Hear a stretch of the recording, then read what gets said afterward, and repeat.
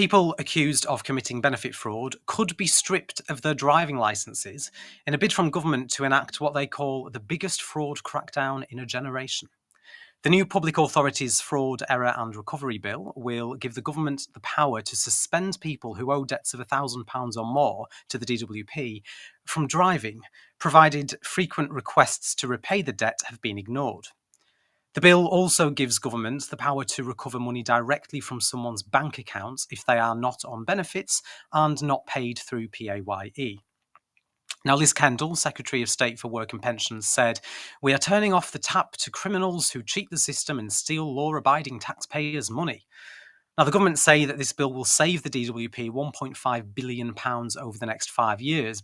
But, Lewis, I can't help but think that this is just another plan to go after vulnerable people to appeal to a certain type of voter. What do you think?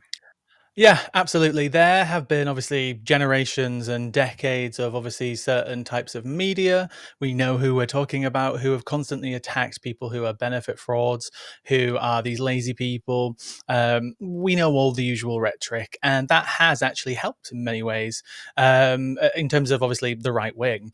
And this is like vitriol that's constantly used against, Labour is a socialist welfare state, the lefties, all this type of stuff. And it just seems like another move for Labour to try and appeal to their right-wing voters, which is a losing game.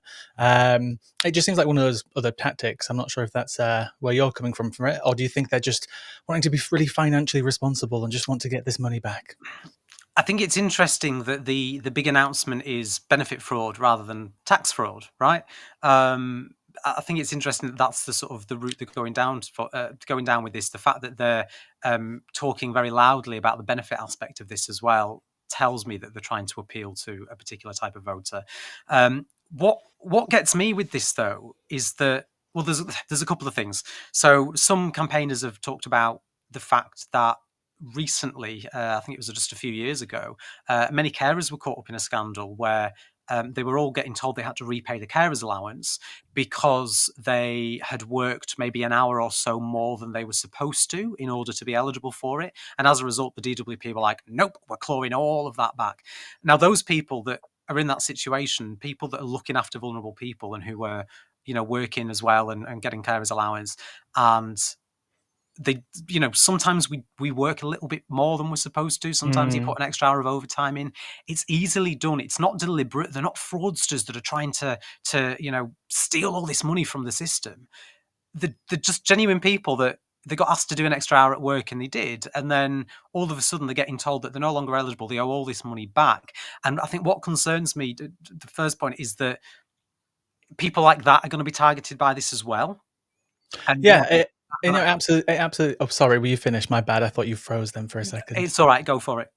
No, yeah, this is the same. I used to the college that I used to go to. I remember a famous story from what's their name? Is it the chaplain? Like he was like the religious counselor at the school. I went to a Yeah. Catholic college, and I remember him, coming in one day, and I had a meeting with him, and he was furious because he just received a letter from DWP saying that he owed £5,000 in child benefit because they realised over literally a ridiculous amount of years that they were just overpaying him, but only slightly, but to add up to over a decade's worth of money worth thousands. And obviously, again, it's not like they want it all at once, but at the same time, when it comes down to this type of penny pinching and trying to recover it when it's their mistake, I would understand.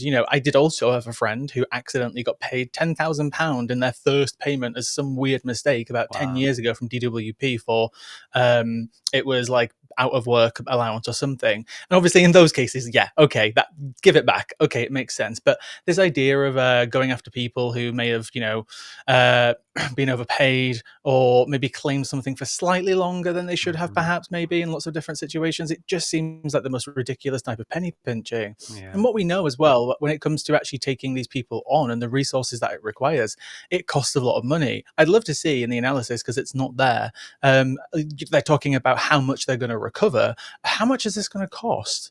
Because it's the same with so many different types of situations when it comes to, yeah, maybe money is owed, but like the cost to go and get it back is also also negligible as Yeah. well.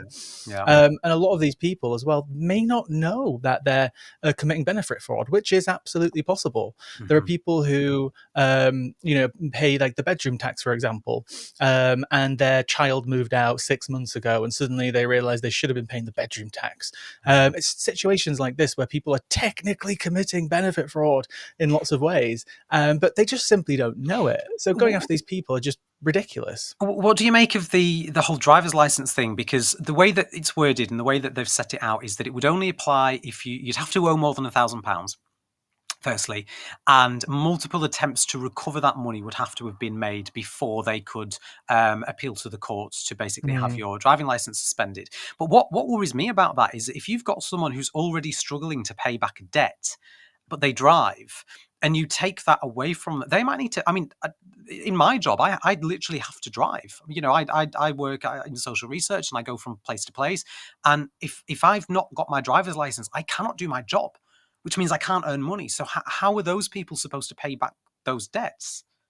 Yeah, threatening people like this is just absolutely not the way to go. If money needs to be recovered for actual, genuine, full on criminal benefit fraud, which there have been cases, some very famous cases actually, where people have purposely done criminal levels of benefit fraud. However, when it comes to, again, the more menial cases, it just doesn't make sense to go after people like this because, as you said, it could cut them off from a lifeline that they need. It Mhm. could, in many instances as well, if they, there's instances where people may not change their addresses. And can you imagine if somebody owes accidental £1,500, a letter's been sent to an old address, and then suddenly they've never received this information, and then one day they get pulled over by the police, and it's like you're driving illegally because your license has been suspended. These types of situations that people can get in, and we know that many people are living by the penny. People used to say by the pound, but now it's literally by the penny. With the cost of inflation, the cost of living, we're talking about people who count every single penny that they have. And then to add an extra expense on top of that, which could be, a £20 payment a month to repay DWP, which is what some of these payments are, could literally tip people over the edge, Mhm. especially as the cost of living still continues to rise. My rent's just gone up. Do you know what I mean? All these type of situations happen, and we have people who, speaking of rent, my rent only went up by £50. I'm very lucky. It's only 3 or 4% of my rent because I live in London. The last flat I lived at, they tried to put it by £200.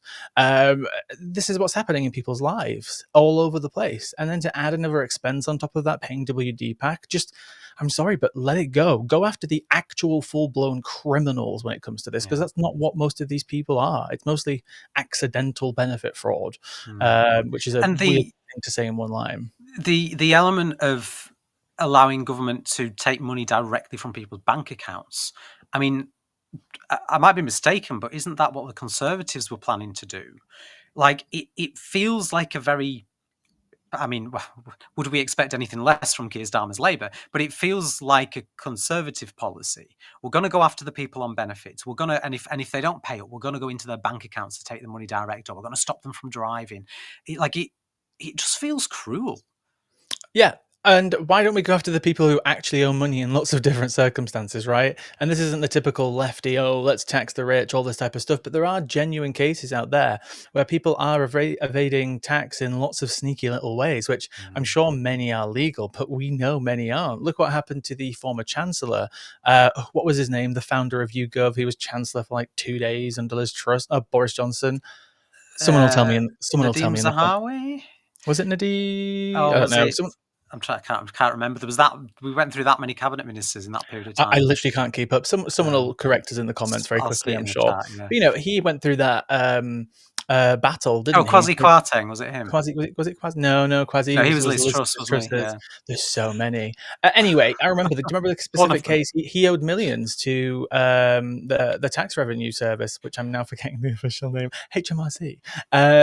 And this was hidden from us, and he was an elected politician. There are other situations where there's so much more money to be recovered in different places that they should be putting their efforts more towards that. And you know Mm. what? Despite any criticism that I gave this person on the last show, Joe Biden Biden did this in the US. You know, he actually funded the IRS to such a significant point that they had enough resources to go ahead and recover billions off of people who were evading tax. And I know their tax system is different, but this is what we should be focusing on. There are people out there who owe a lot of money, who are very wealthy, very powerful, and very sneaky. Let's focus on those people.